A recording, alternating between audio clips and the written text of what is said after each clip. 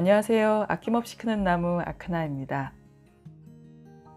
오늘도 재미있는 단편 소설 한 편 준비했습니다. 전미홍 작가님의 5분 전입니다. 5분 전, 전미홍 즈음. 남자 무용수가 들어올린 여자 무용수의 몸이 자유자재로 움직인다. 공중고개 하듯 훌쩍 뛰어올랐다 나비처럼 살포시 내려앉고 다시 한데 엉겨서 회전하다 꽃잎처럼 또 흩어져 멀어진다. 이어서 망자들의 멘트가 스피커에서 흘러나오고 무용수들은 차례대로 립싱크하면서 춤을 춘다. 말이 춤이 되고 춤이 또다시 이야기가 되어간다. 피날레는 A의 즉흥무로 펼쳐졌다. 자국인 한국에서보다 유럽에서 더 극찬받고 있다는 현대무용가였다. 흰색의 긴 무명천을 피로 흠뻑 적셔서 머리 위에 올려놓는 무용수. 금세 그녀의 얼굴과 몸은 붉은색으로 물든다. 젖가슴까지 드러내놓고 이어가는 다채로운 굴곡의 움직임들. 중로 무용수의 절절한 춤은 망자들을 위한 한바탕의 살풀이로 변한다. 공연 어땠어요? 옷을 갈아입고 로비로 쫓아나온 무도의 아들이 묻는다. 아직 분장을 지우기 전이라 안색을 제대로 파악하기가 어렵다. 무도의 아내는 초조한 눈빛으로 연신 아들을 탐색한다. 다른 남자 무용수들처럼 아들도 여자 무용수를 번쩍 들어올렸고 풀쩍 뛰어올랐다 바닥에다 그대로 몸을 내던지곤 했었다. 아내가 마음을 졸였을 걸 짐작하고 무도가 말했다. 무슨 춤이 그렇게 격렬해? 멍들지 않았어? 몸으로 하는 건데 몇 군데 멍들지 않는다면 그게 이상한 거죠. 그래도 전 덜한 편이에요. 형이랑 누나들보다는 조금 적게 췄거든요.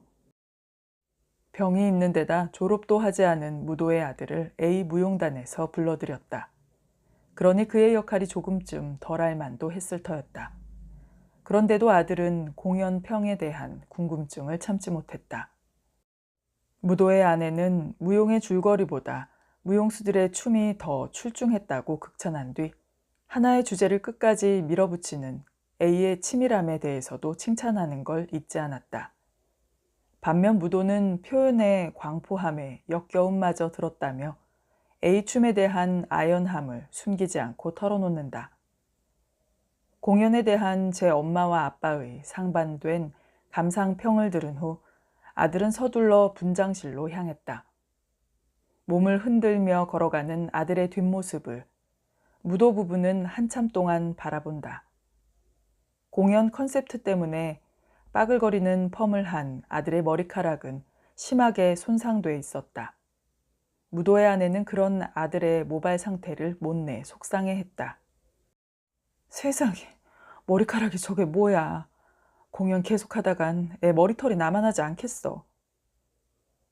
그래도 탈 없이 잘 맞췄잖아. 무사하면 된 거지. 아들이 무사하다는 사실이야말로 무도에겐 무엇보다도 중요했다. 무도의 아들은 국립예술대학에서 현대무용을 전공하고 있었다. 제 딴에는 지방에서 올라온 별 볼 일 없는 녀석이란 소리를 듣지 않으려고 기를 쓰는 것 같았다. 그럴싸한 공연들엔 모조리 참가했고 좋은 평가도 듣고 있는 듯 했다. 그런 아들에게 2년 전 날벼락 같은 일이 일어났다. 재생불량성 빈혈입니다. 희귀 난치병 판정이 내려졌다. 처음에는 자꾸 입안이 해진다기에 또 너무 무리하는구나 싶었다. 본인이 예사롭지 않게 느꼈던지 아들 스스로 병원을 찾았다. 인터넷으로 검색해 집 부근에 잘한다는 내과에서 진료를 받았다. 의사는 베체트 병이라고 예진한 뒤 혈액 검사를 했다. 베체트란 생소한 병명을 전해 듣고 무도는 가슴이 철렁했다. 그런데 백혈구 수치가 얼토당토않게 나와 다시 체열하게 됐다. 재검사에서도 역시 심각한 수치가 나오자 혈액 쪽에 문제가 있다고 본 의사는 속히 아들을 혈액 전문으로 유명한 대학병원으로 보냈다. 평소 건강했고 말썽 한번 피우지 않던 아이였다. 무용계에서는 장래가 촉망되는 문제될 게 없는 청년이었다. 그런 아들이 대학 4년에 베체트와는 비교가 되지 않을 만큼 심각한 난치병 환자가 돼버렸다. 그것도 골수에서 피를 만들어내지 못하는 희귀 난치병에 걸렸다는 것이다. 원인이 뭔가요, 교수님? 목소리가 떨려 나오기에 무도는 최대한 편안한 표정을 지으려고 애썼다. 서양에 비해 우리나라에서 발생 빈도가 높습니다. 방사선에 노출된 경우나 염색체에 구조적인 이상이 생긴 경우, 발암물질에 노출된 경우 등 많은 예들을 얘기합니다만 실은 원인과 예방법에 대해 아직 정확하게 알려진 게 없습니다. 원인을 모른다고요? 그럼 나을 수 없다는 얘기입니까? 무도의 입에서 큰 소리가 튀어나왔다. 심장도 벌렁거렸다. 아닙니다. 원인과 예방법은 확실하지 않지만 치료법은 있습니다. 조혈모 세포 이식과 면역 조절 요법이란 두 가지 방법이 있습니다. 중증의 경우 치명적이지만 골수 이식이나 면역 억제 치료로 80% 이상 완치가 가능합니다. 형제간 조혈모 세포 이식을 받은 경우에는 최근에는 90% 이상의 완치율을 보이고 있고요. 단 형제간 적합 항원이 일치하지 않을 경우에는 면역 조절 요법을 먼저 실시하시죠. 그렇게 해서 반응이 없으면 그때는 비혈연 간 조혈모 세포 이식을 추천하고 있습니다. 그러니까 형제간 골수 이식만 하게 되면 문제될 게 없다는 얘기네요. 그런데 그 면역 조절 요법이라는 건 어떤 건가요? 약물로만 하는 치료입니까? 그렇습니다. 약물 치료법이에요. 입원해서 주사로 5일간 투여받고 면역 조절제를 1년 이상 경구 복용하는 걸 말합니다. 현재 환자의 60에서 70%는 혈액 수치가 개선되는 반응을 나타내고 있죠. 건우는 누나와 조직 적합 항원이 일치하는지의 검사부터 해야 하겠지만 불일치의 경우를 대비해 면역 조절요법을 서둘러야 합니다. 건우의 혈액 수치는 초중증 재생불량성 빈혈에 해당되니까요. 진료실을 나오자 간호사는 혈액의 정상 수치를 알려준 뒤 재생불량성 빈혈, 재빈 환자가 알아야 할 기본 지식과 주의사항을 이야기했다. 백혈구는 바이러스나 박테리아, 진균 등의 감염에 대항하는 역할을 하는데 남건우 씨의 혈액 수치는 정상 수치보다 심각하게 낮아요. 집 밖에선 꼭 마스크를 쓰시고 아주 작은 상처도 생기지 않게 주의해 주세요. 간호사의 설명이 더 이어졌지만 무도의 귀에는 더 이상 들어오지 않았다.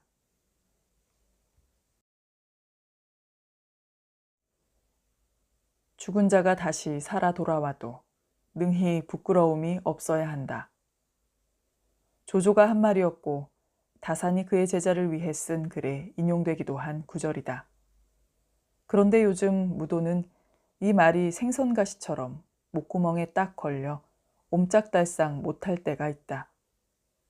죽은 자는 말이 없다고들 하지만 어쩌면 사자는 끝도 없이 살아있을 때보다도 더 많은 말들을 쏟아내고 있는지도 모른다. 벌 받은 거야. 장인을 그처럼 냉대했으니 자식이 그 과보를 받지. 무도는 순간적으로 장모님하고 소리쳐 부를 뻔했다. 착각이었다. 장모가 이야기하고 있다고. 뒤돌아보니 아내가 꼼짝 않고 앉아서 책을 보는 중이었다. 요즘 아내의 목소리는 갈수록 장모 음성을 담는다. 그렇지만 아내는 그런 모진 말을 할 사람이 아니었다. 그렇다면 돌아가신 장모가 나타나서 그 말을 했을까? 절대로 아닐 거라고 고개를 내젓지만 무도의 마음은 편해지지 않는다. 그 소리는 도대체 어디서 들려온 걸까? 무도는 문자나 말을 그다지 신뢰하지 않았다. 때문에 글이나 말로써 오류를 범하는 따위를 하지 않는 편이다. 그렇지만 행위는 매번 얼마나 위태했던가. 글이나 말처럼 정정할 수 있는 기회를 붙들지 못한 채 영원한 과오로 그치고 말기가 다반사였다. 때로는 냉정한 눈빛으로, 쌀쌀맞은 태도로, 온 몸으로 냉혹한 감정을 드러내기가 말보다도 더 명료했고 효과적이었다. 악설을 내뱉으면 더한 악설을 쏟아내고 싶은 충동이 있는 것처럼 악행은 반복을 충동질하는 강한 중독성이 있었다. 이상하게도 장인에게 유독 그랬다. 무도의 장인은 성격은 급했지만 온순한 사람이었고 남들에게 너그러우면서 지극히 가정적이었다.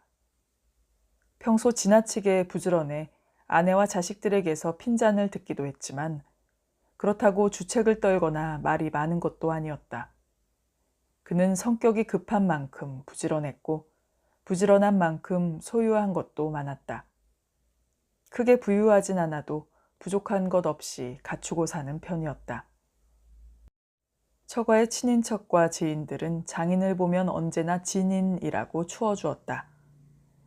척추 결핵 환자인 아내를 지극정성으로 돌본다고 여성단체에서 장한 남편상을 2번이나 받았을 정도였다. 하지만 그럼에도 불구하고 무도에겐 그의 선행들이 자꾸만 가식적으로 여겨졌다.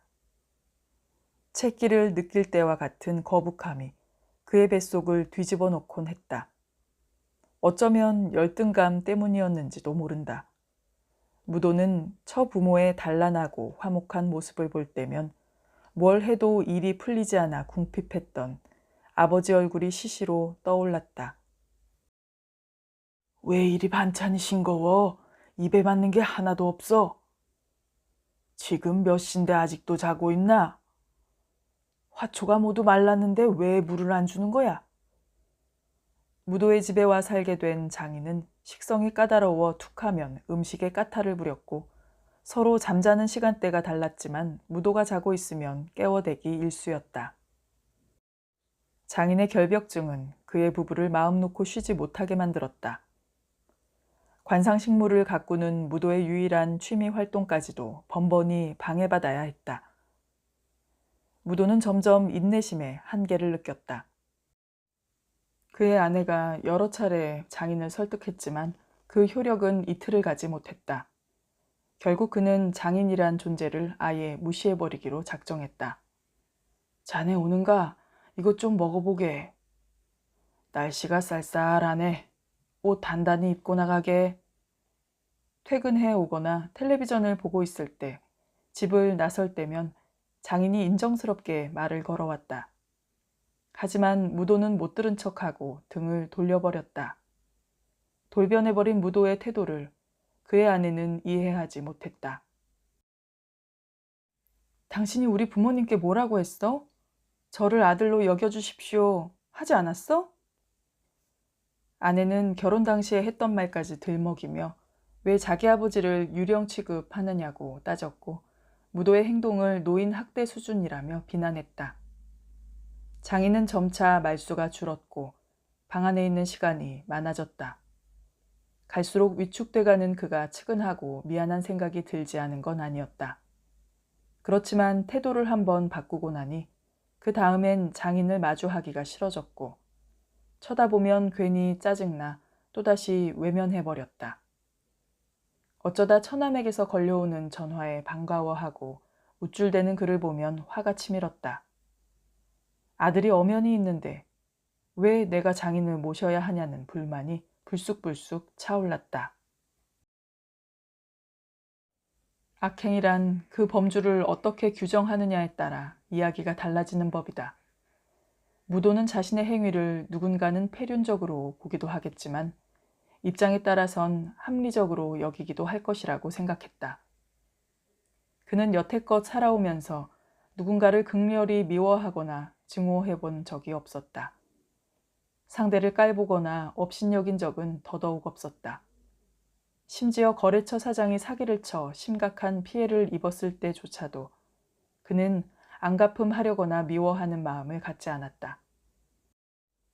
그런데 한 공간을 공유하며 사는 이에 대한 감정은 도대체가 조절하기 어려웠다. 마음 깊숙한 곳에서 차오르는 모멸감은 마음대로 다스려지지가 않았다. 그건 자기 의지만으로 되는 게 아니었다. 물론 처음부터 그러진 않았다.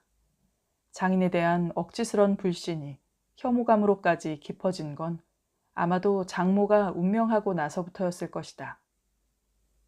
비록 환자였지만 처가의 기강과 친화는 장모에 의해 이루어지고 있었다. 처남이 결혼하고부터 화기애애하던 가정이 금가기 시작했다지만 장모의 초상을 치르기 전까진 외면의 웅화는 그런대로 유지되었다. 장인이 무도의 집에 와 산 지 1년 만에 장모가 운명했고 그때부터 상황들은 걷잡을 수 없이 나빠졌다. 네 아버지는 남서방이 좋으시대. 너희 집에 계시면 마음이 제일 편할 것 같다고 그러시네. 처음 장인 부양 문제를 꺼낼 때 장모는 무도를 한번 슬쩍 쳐다보고는 딸인 아내에게 말했다. 마치 사위의 의중 따윈 아랑곳 없다는 듯. 물론 장모로선 어렵게 꺼낸 말이었겠지만 장모의 그 당당함에 무도는 당황하지 않을 수 없었다. 사위인 그의 생각보다도 딸의 의중을 더 중요하게 여기는 처부모의 태도를 납득하기 어려웠다. 드디어 올 것이 왔구나. 맥이 빠지기 시작했다. 사실 결혼 전에도 그런 식의 서운함은 수도 없이 경험했었다. 부모님이나 형제들은 뭐든 필요한 게 있으면 언제나 무도에게 제일 먼저 요구해왔다. 종손인 형이나 성깔 있는 동생에 비하면 무도의 성격은 두루뭉술하고 여리기까지 했으니까. 하지만 자신의 피부치에게 갖는 서운함과 처부모에게 갖는 서운함은 근본적으로 달랐다. 내 부모 형제가 주는 부담감은 아무리 지나쳐도 부당하게 여겨지지 않았지만 처부모에게서 받은 서운한 기억은 시간이 암만 흘러도 퇴색되지가 않았다. 언제라도 침투할 준비가 된 복병과도 같이 늘 그의 뱃속에 웅크리고 있는 것이었다. 갑자기 오후에 병실이 하나 비게 되어 연락드립니다. 입원하시려면 오후 6시까지 도착돼야 하는데 가능하시겠습니까? 어려우시다면 다른 대기자분께.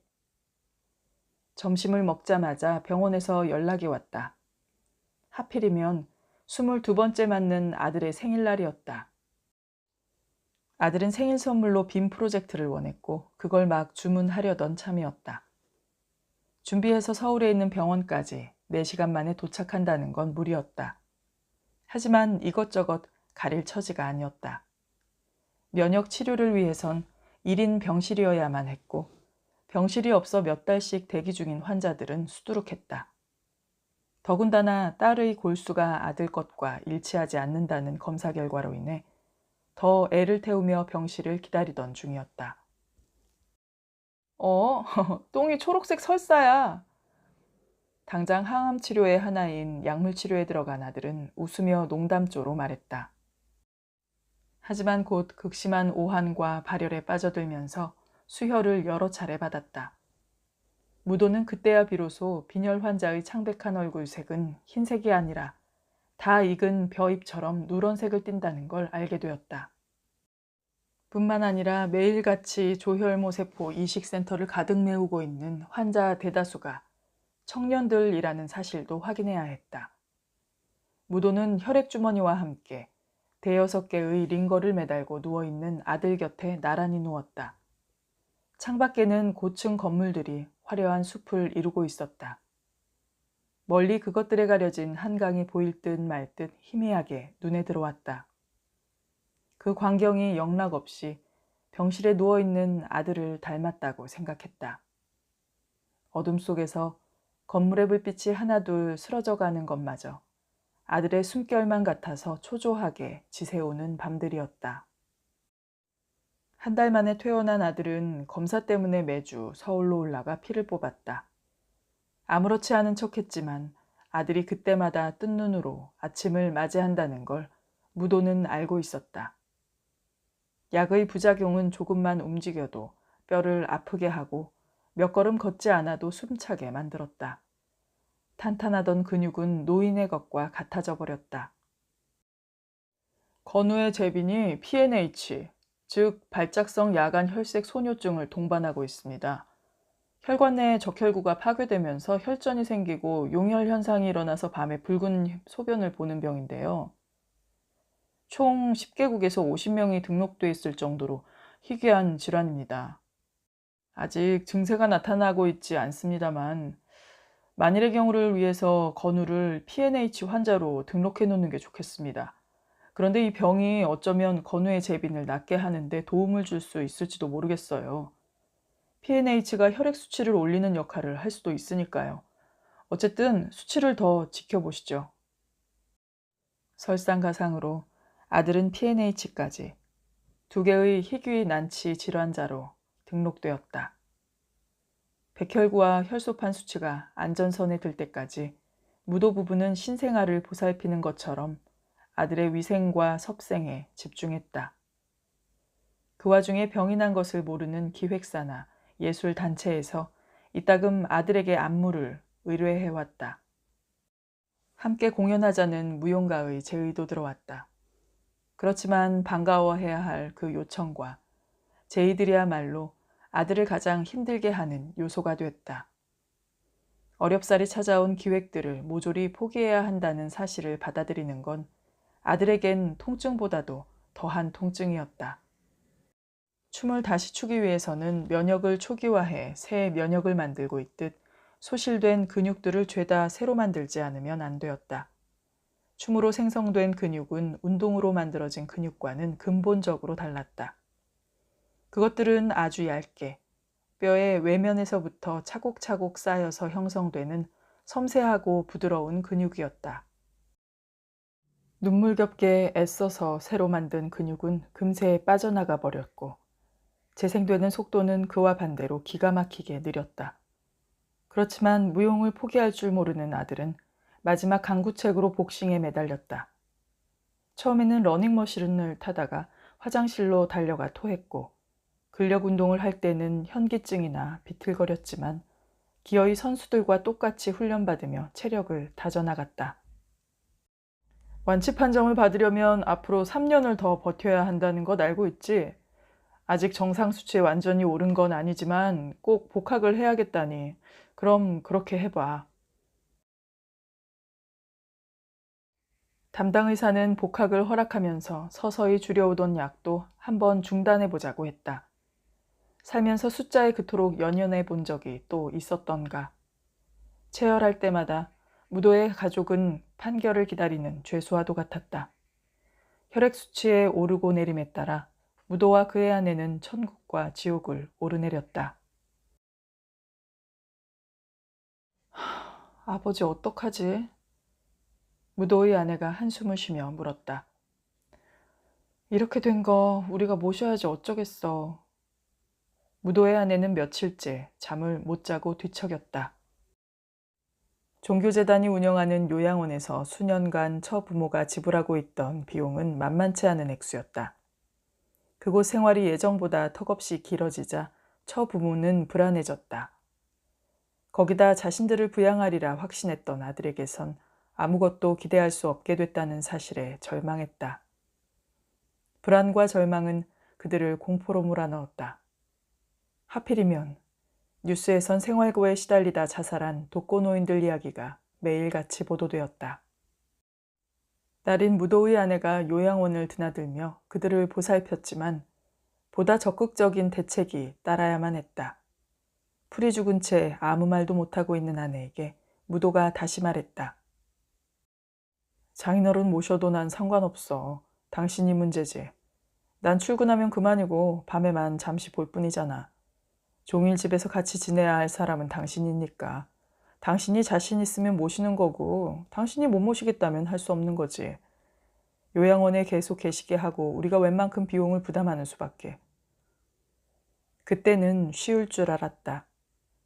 일상의 문제점은 자신에게 어떤 영향도 미치지 못하리라 여겼고 자신은 뭐든 웬만해선 포기하지 않는 인내심과 포용력을 지녔다고 믿고 있었다. 그런데 생각지도 않았던 부분들이 무도의 신경을 옥죄어왔다.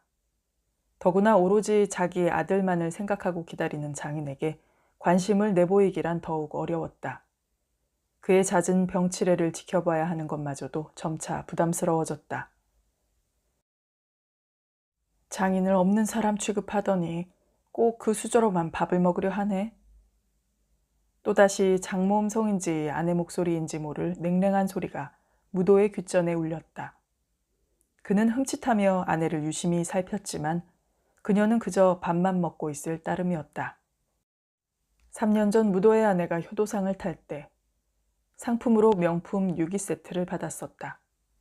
7,000세대가 넘는 무도의 아파트에선 연례 행사로 어버이날이면 효자 효부를 선발해 시상했다. 노인을 봉양하고 있는 세대를 파악해 적합한 세 사람을 가려 각각 기십만 원 상당의 상금이나 상품을 선물했다. 무도의 아내는 자기는 상 받을 자격이 안 된다며 거듭 거절했지만 결국 시상식에 불려나갔다. 아내는 장인에게만 이 유기를 사용했는데 장인의 초상을 치르고 나자 그릇은 싱크대 속에 처박아 두고 수저만 수저통에 꽂아 놓았다. 스텐 수저들보다 그윽한 빛깔의 노수저는 눈에 띄기 마련이어서 자연적으로 손이 갔다. 어떻게 해야 좋을지 몰라 눈만 껌뻑거리고 있는 무도에게 다시 또 그 빌어먹을 목소리가 들려왔다. 딸은 죄스러워 차마 그 수저로 못 먹는데 사위는 참 뻔뻔하기도 하지. 무도는 눈을 부릅뜨고 아내를 노려봤다. 하지만 아내는 여전히 먹는 데만 열중해 있을 뿐이었다. 이런 해괴한 현상을 어떻게 해야 하나 무도는 슬슬 고민이 되기 시작했다. 물론 자신이 장인을 모질게 대하기는 했었다. 장인이 말을 걸어와도 무시하고 외면했다. 종일 집에 있어도 그에게 한마디 건네지 않았고 아무런 관심도 눈길도 주지 않았다. 실은 무도가 집장만 할 때나 사업이 어려워졌을 때 관심 가져주었던 이는 처부모밖에 없었다. 손 내밀지 않아도 선뜻 큰 돈을 마련해줬던 사람도 바로 장인이었다. 그런 장인 입장에선 자신이 배은망덕한 놈임에 분명했다. 하지만 무도는 그에게 소리치고 싶었다. 당신도 내 입장이 돼보세요. 옷을 갈아입으려던 무도는 마침내 짜증이 폭발했다. 무도의 아내는 전부터 장인의 옷을 자꾸 그에게 입히려고 했다. 안 입는다고 했는데도 장인의 가디건을 또 무도의 옷장에다 걸어놓은 것이다. 이 옷 안 입는다고 했잖아. 왜 자꾸 여기에 걸어두는 거야? 아직 멀쩡한 데다 더구나 고급 순모잖아. 당신한테 잘 어울리는데 왜 안 입겠다는 거야? 그렇게 좋으면 당신이나 입어. 난 입기 싫단 말이야. 그의 아내는 전부터 무도가 옷을 잘 갖춰 입지 않는 걸 못마땅해 했다. 계절에 좀 맞게 입어라. 때와 장소에 어울리게 입어라. 품위 없이 옷차림이 그게 뭐냐며 타박하곤 했다. 그때마다 무도는 옷도 내 마음대로 못 입느냐며 짜증을 부렸고 그런 것쯤은 마누라 말 좀 듣지. 옷이 없으면 몰라도 있는데 왜 자꾸 아무렇게나 입느냐. 제발 똥꼬집 좀 그만 부려 라는 아내의 잔소리로 신경전이 끝나곤 했다.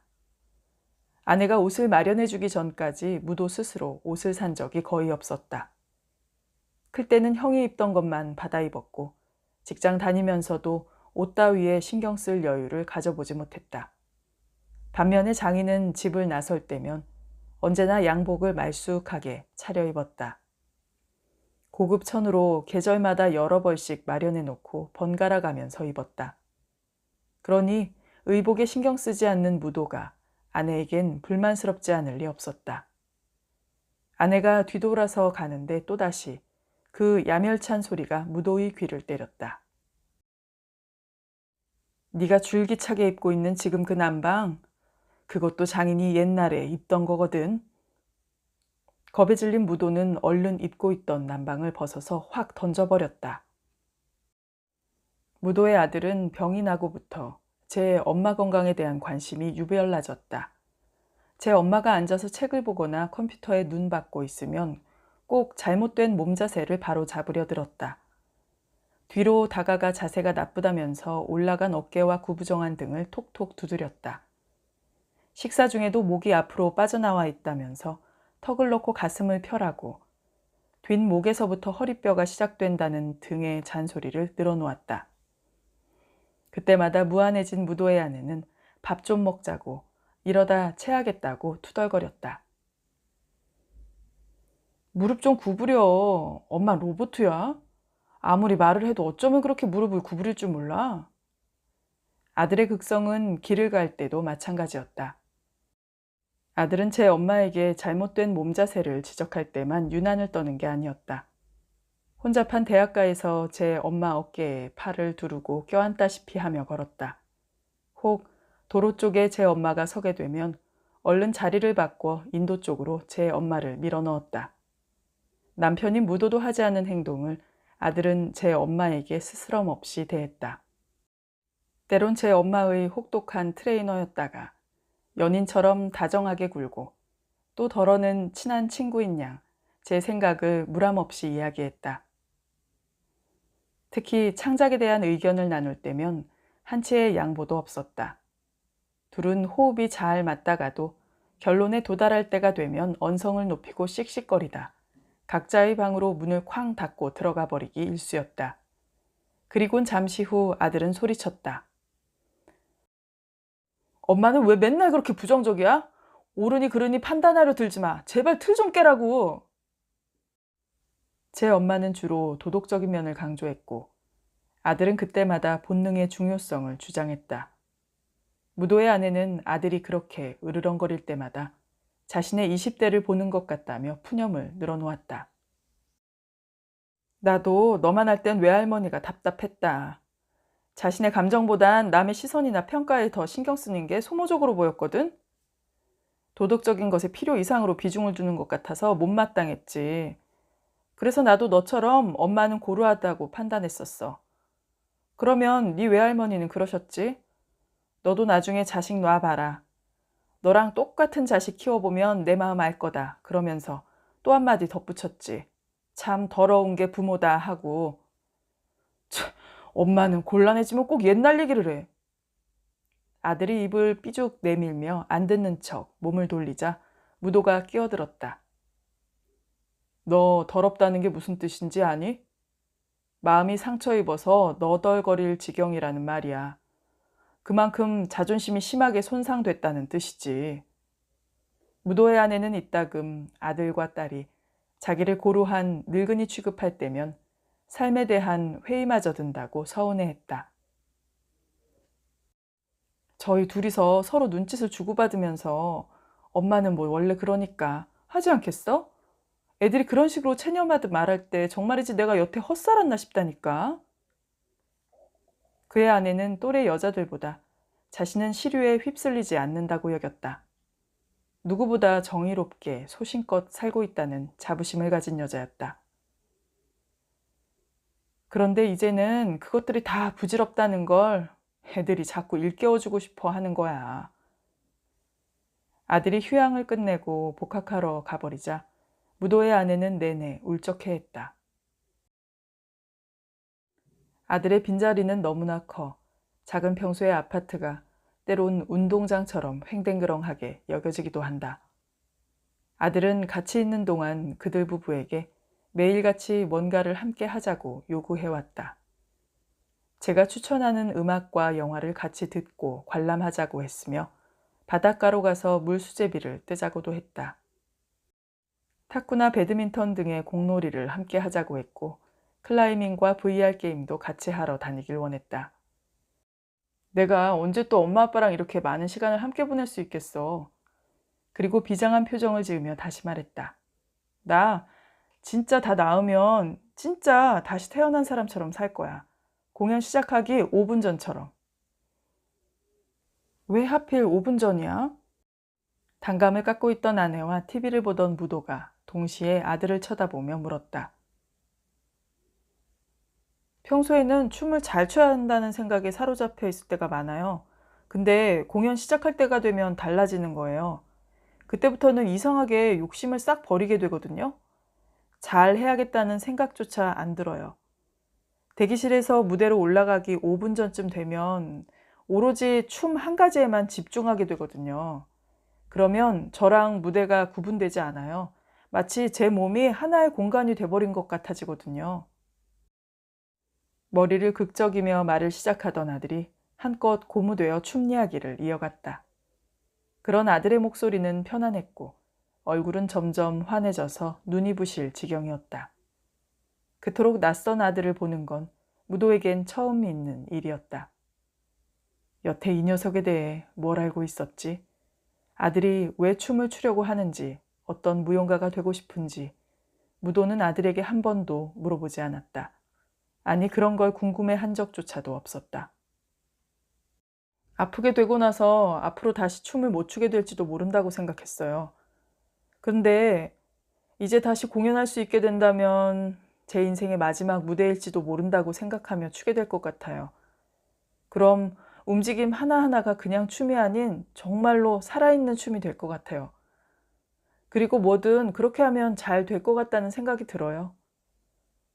아들은 마치 영영 떠날 사람처럼 하루하루의 의미를 두려했다. 독에다 내용물을 켜켜이 눌러 담듯 추억들로 꽉 채워진 시간들을 보내려 했다.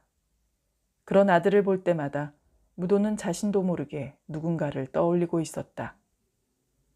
인정하고 싶지 않지만 그 사람은 바로 장인이었다. 장인과 같이 한 집에 살면서도 그는 뭔가를 함께 해보려고 한 적이 없었다. 소통하려는 노력조차 하지 않고 그저 아내가 요구하는 것만 마지못해 응하는 식이었다.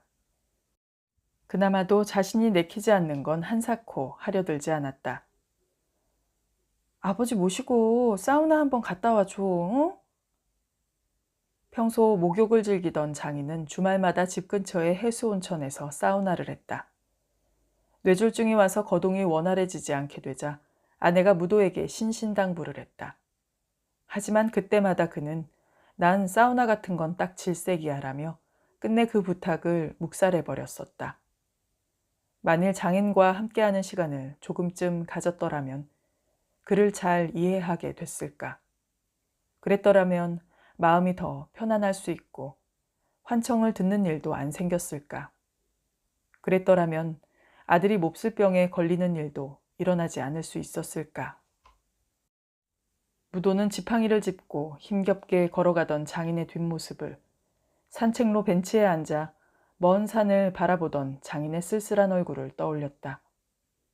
그렇지만 정작 힘들었던 사람은 어쩌면 장인이나 무도 자신이 아니었을지도 몰랐다. 남편이 자기 아버지를 박대하는 걸 수년간 지켜봐왔던 아내야말로 가장 힘든 시간을 보냈을지도 모른다는 생각이 벼랑간 뒤통수를 후려치듯 스치고 지나갔다. 아파트 산책로를 걷는데 무도의 아내가 옆에서 5분 전이야 하며 쿡쿡 웃는다. 아내가 턱짓하는 곳을 보자 저만치에 5분 전이 걸어가고 있다. 청바지에 베이지색 트렌치코트를 입은 사내, 우중충한 검은색 잠바를 입은 여느 때와는 달리 제법 말쑥한 차림이다.